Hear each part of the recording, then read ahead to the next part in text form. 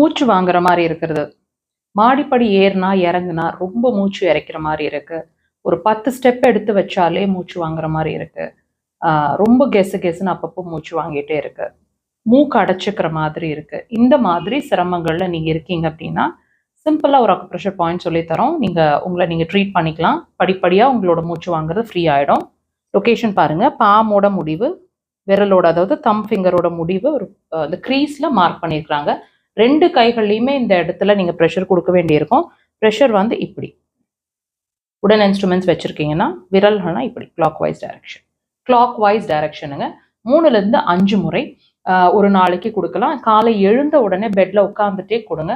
லைட்டாக நீங்கள் மூச்சு இழுத்து மூச்சு ஃப்ரீயாக விடுங்க. Breath in breathe out. இது மாதிரி நீங்கள் ப்ரெஷர் கொடுக்குற வரைக்குமே பண்ணிகிட்டே இருங்க. ரிப்பீட் பண்ணுங்கள். ஒரு நாளைக்கு 3லேருந்து 5 முறை ட்ரை பண்ணுங்கள். ஃபஸ்ட்டு டேவே உங்களோட லங்ஸ் ஃப்ரீ ஆகிறத தெரியும். ட்ரை பண்ணுங்கள்.